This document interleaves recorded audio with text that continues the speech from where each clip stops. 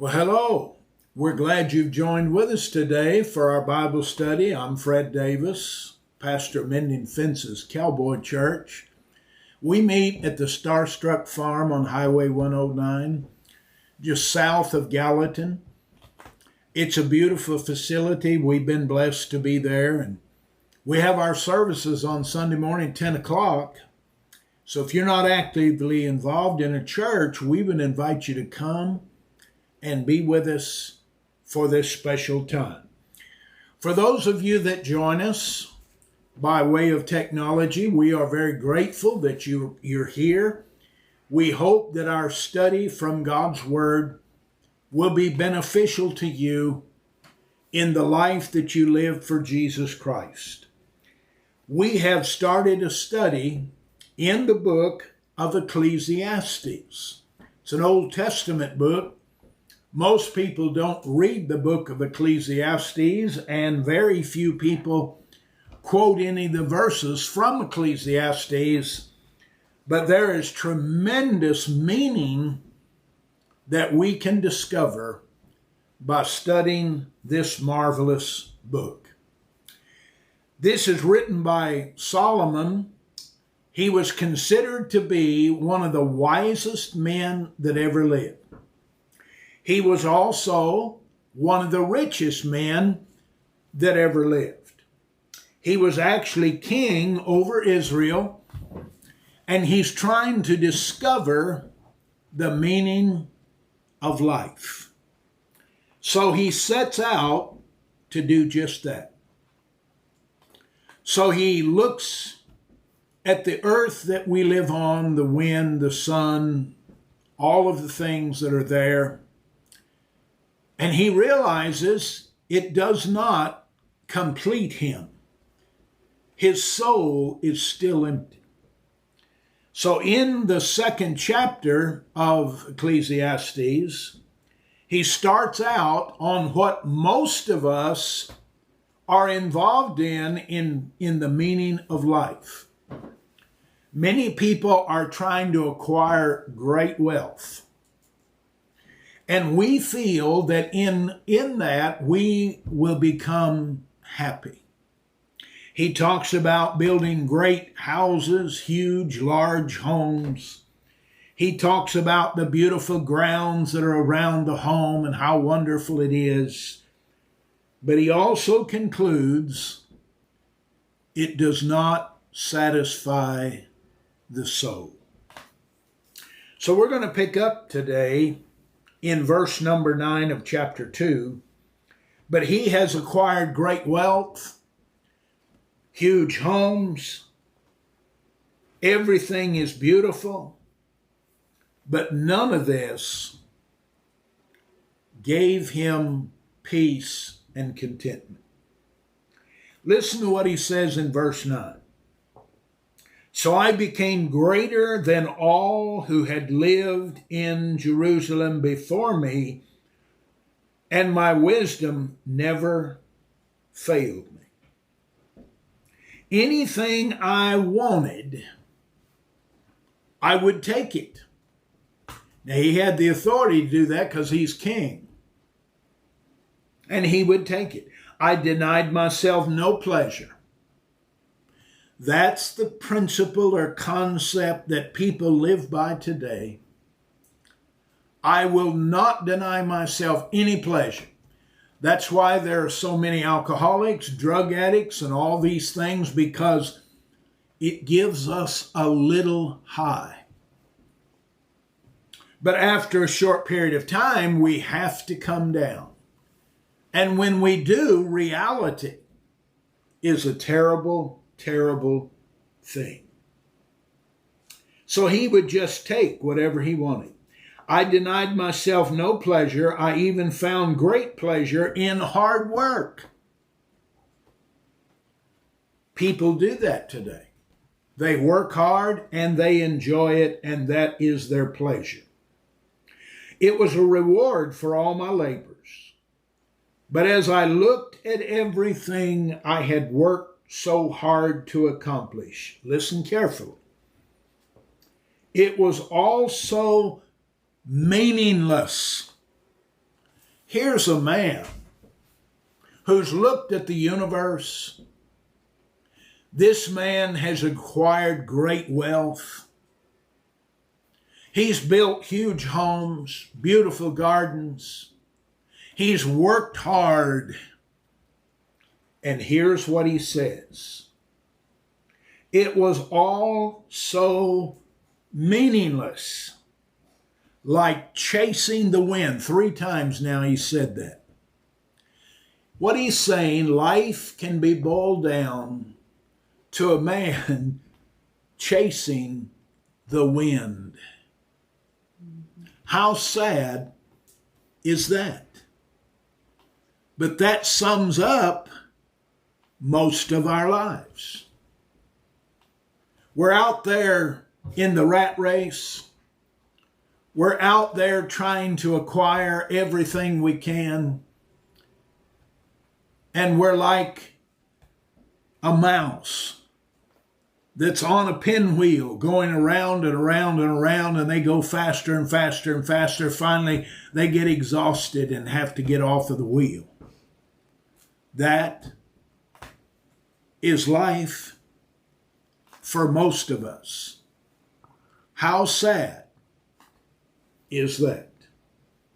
So what is he saying? This was nothing really worthwhile anywhere. The known world. There was no peace, no contentment, no accomplishment, no satisfaction. Just this past weekend, there was a NASCAR stock car race in Nashville. It was the final championship. They've been in major cities all over the country for weeks, and they have participated and competed in this tremendous stock car race. This was the grand finale.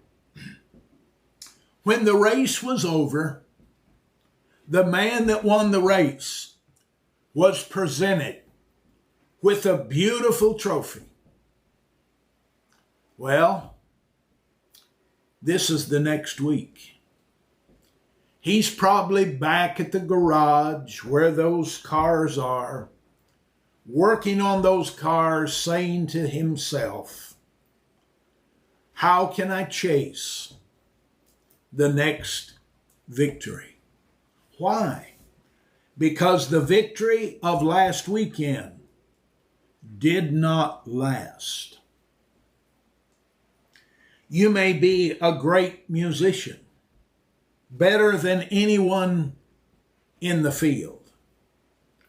And when you are recognized for your accomplishments, that's the end. You have to start again to try to acquire greater recognition. That's the way life is. And Solomon is saying there was nothing really worthwhile anywhere. How sad. How sad. Solomon, in all of his wealth, is beginning to realize the meaning of life is not contained in the things of this world. Now, he turns the corner in verse 14 and talks about another aspect of life. Listen to verse 12. So I decided, since I did not find peace and contentment in wealth and things of this world, I decided to compare wisdom with foolishness and madness. For who can do this better than I, the king? I thought wisdom is better than foolishness, just as light is better than darkness. For the wise can see where they are going, but fools walk in the dark. And it's true. You go to any major city across the United States, do you know when the busiest time in our cities are? After dark. After dark. Not before dark, not in the daylight, in the darkness. The fools go at night and they try to seek out and to find the peace and the answer to life. Well, for the wise men can see where they're going, but those in the dark cannot. He goes on to say, both will die. The foolish man will die. The wise man will die. You may be a great mathematician, and you have been able to solve some of the most difficult math problems that's ever been devised. But you are going to die. I think about artists, painters, who have been great men, who have put together some of the greatest artistic, beautiful pictures you've ever seen. But without exception, they all die. Every man is going to die. You may be president of the United States, but we have funerals for presidents all the time. You may be one of the greatest doctors that ever lived, but guess what? You're going to die. You may be a common person that works at a job and just gets by, but one day you are going to die. And that is exactly what Solomon has concluded. Both will die. So I said to myself, since I will end up the same as the fool, what's the value of all of my wisdom? This is all so meaningless. It's all meaningless. It really does not matter. For the wise and the foolish both die. Second time he said it. All of us have an appointment with death, and none of us can escape it. There is a point in time that's already determined when you'll breathe your last breath, and it does not matter what all you have accomplished. We will all die. The wise will not be remembered any longer than the fool. Isn't that interesting? In the days to come, both will be forgotten. Now, there are some figures that we remember for a period of time. Einstein was one of them. We refer to him on several occasions.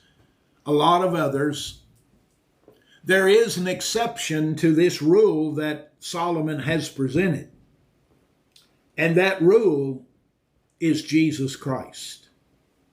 2,000 years ago, he died on a cross to pay for our sin. Thank the Lord, that has never been forgotten. But most of us, after a period of time, we are never remembered. Listen to verse 17, very interesting. So I came to hate life, because everything done here under the sun is troubling. You would draw the conclusion Solomon was very depressed. He was very discouraged about life. Well, until we get to the end of this book, don't draw that conclusion. Here's what he says. Everything is meaningless. And now for the fourth time, like chasing the wind. In other words, that's how he concluded life. It's like chasing the wind that we can never catch. Is that your life? Is that where you are? I hope this has been thought-provoking. We will continue in this chapter in our next study. I want to thank you for joining with us today.